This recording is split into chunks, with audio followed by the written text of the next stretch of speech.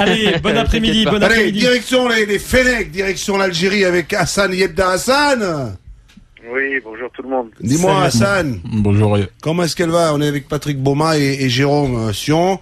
L'Algérie, comment ça se prépare pour l'Algérie? Est-ce que ça se prépare dans de bonnes conditions ou pas? Déjà, on a fait 2 stages de préparation en Suisse et en Allemagne.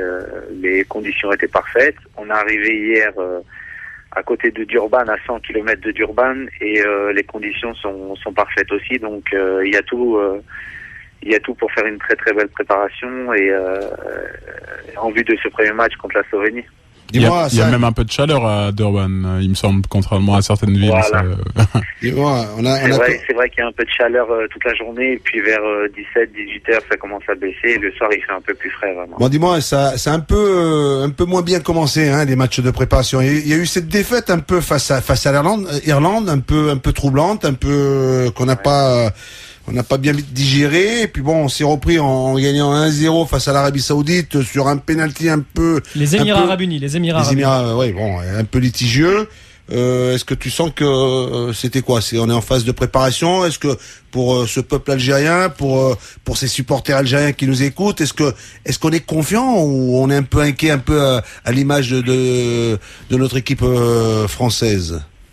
Non, nous on est confiants, on travaille dans la sérénité. Voilà, le premier match contre l'Irlande, il y a eu un nouveau dispositif qui a été mis par justement notre coach, avec 6 nouveaux joueurs. Ouais. Donc il y avait aucun automatisme et tout ça. Après, on a joué contre les Émirats. Il y a beaucoup de joueurs qui sont revenus, des titulaires qui sont revenus, et ça a fait du bien. On a gagné 1-0. Ouais, c'est important d'avoir retrouvé la charnière centrale, notamment. Voilà, on a retrouvé notre charnière centrale, ce qui nous a fait un grand bien. Et on a eu beaucoup d'occasions. Bon, c'était les Émirats, on a eu beaucoup d'occasions, on a un peu vendangé. Mais c'est de bonne augure justement pour le match qui va arriver. Ils sentent qu'il y a une certaine sérénité parce qu'il y a une telle attente, il y a tellement autour de cette sélection, il y a une telle pression. On a un peu critiqué l'entraîneur, les médias algériens sont assez présents. On sent qu'il y a, tu vois, les supporters en plus, ce ne sont pas les joueurs, mais on a quand même entendu sur nos antennes pas mal de supporters dire qu'ils étaient à la limite contents d'être à la Coupe du Monde et que le reste était du bonus. J'espère que pour vous, vous êtes ambitieux, hein, nation africaine sur le continent africain, il faut faire quelque chose à cette compétition. Ouais, nous on sait très bien les Algériens comment on est. On a vraiment une fierté, donc on va là-bas. C'est sûr, il y a 3 matchs, on va essayer d'avoir 9 points, on va essayer d'aller au second tour. On va pas là-bas pour faire la figuration. Maintenant, il faudra pas reproduire les erreurs qui se sont produites lors du match contre l'Irlande. C'est quoi Justement, on a eu des problèmes. On a eu des problèmes au niveau des coups de pied arrêtés. Ouais. On a vu aussi contre la Serbie. Voilà, il va falloir être attentif surtout, avoir un bon bloc défensif. Voilà, là on va jouer contre des équipes européennes qui sont de niveau supérieur, donc faudra être au point, quoi.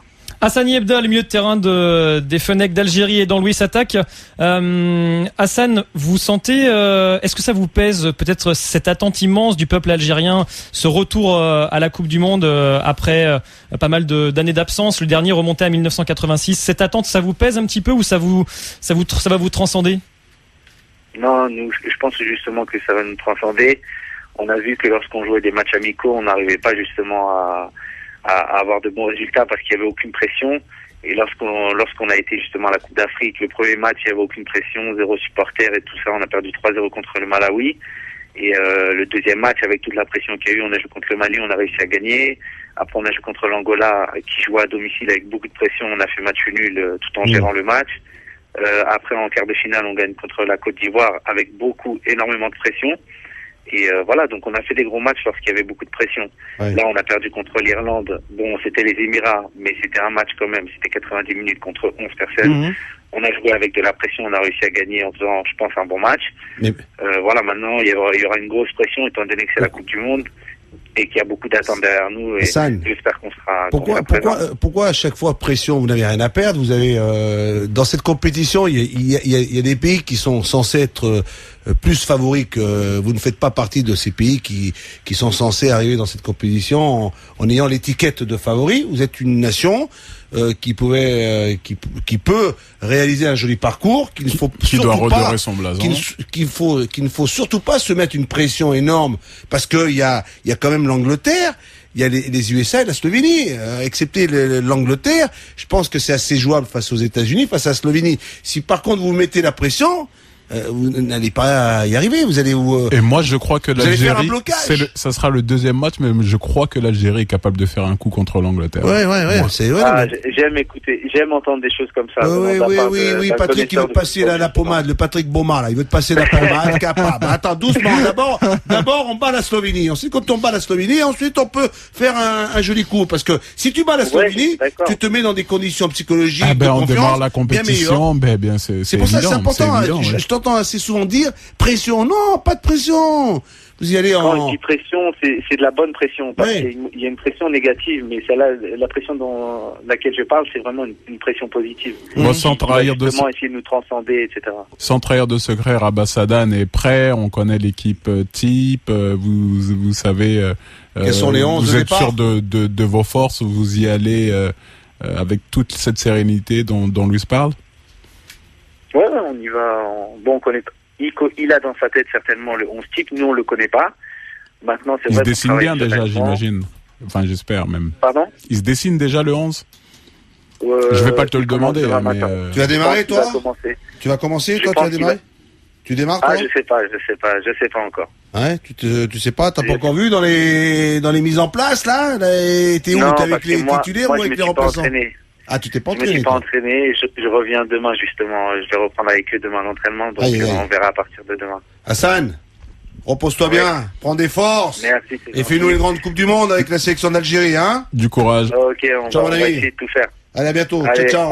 On ne quitte pas l'Algérie, mon ami Jérôme et mon petit Patrick, parce qu'on est avec un nouveau rentrant, l'arrivée, il va faire partie de la Dream Team pendant un mois, il va travailler avec nous, il va être avec nous, Patrick. Toi, tu vas t'occuper, lui aussi, il va être avec nous, il va bosser avec un ancien Parisien. Tiens, ça va te faire plaisir. Toi, sacré joueur. Après Jérôme Roten, après Patrick Beaumont. Après Luis Fernandez. Non, Luis Fernandez, il est là, c'est l'entraîneur, c'est le coach. Il dirige, il le place, il le replace. Toi, Patrick, descends un peu, replace-toi. Quand tu disais replace-toi, Patrick, il voulait pas se replacer. J'entendais pas. Et c'est pareil pour Ali. Ali, lui aussi, voulait rester dehors. Ali Benarbia, mon ami Ali. Ouais, ça va, lui. Ça va, Ali? Ça va bien. Bonjour, Ali. Oui, salut, Ali. Prépare-toi bien, mon ami, parce que pendant un mois, ça va. Tu sais, les Fennecs, là, tu vas être sollicité. La sélection d'Algérie, est-ce que tu la sens capable d'aller bienvenue dans la Dream Team d'RMC? On est content que tu viennes bosser avec nous, que tu sois avec nous et que tu fasses partie de l'équipe. Ali, est-ce que cette équipe d'Algérie, est-ce que t'as confiance, est-ce que tu la sens capable de réaliser un grand mondial? Déjà, ça me fait énormément plaisir, alors que je suis à Doha, au Qatar. Tu sais, lui, c'est le climat qu'il fait en ce moment. Je suis à 43 degrés. Ouais. Et on est à 43 degrés. Et en même temps, je vous donnerai un petit peu les échos, parce que tout le Golfe, pratiquement, et le nord de l'Afrique, et tous les pays arabes vont supporter l'Algérie, parce que c'est la seule équipe qui va représenter les pays arabes. Ouais. Donc même là, je pense quand Yebda parle de pression, c'est pas trop de pression. C'est surtout une attente et une ferveur que tout le monde arabe a derrière la seule équipe algérienne, puisqu'il n'y a ni la Tunisie, ni l'Arabie Saoudite, ni le Maroc.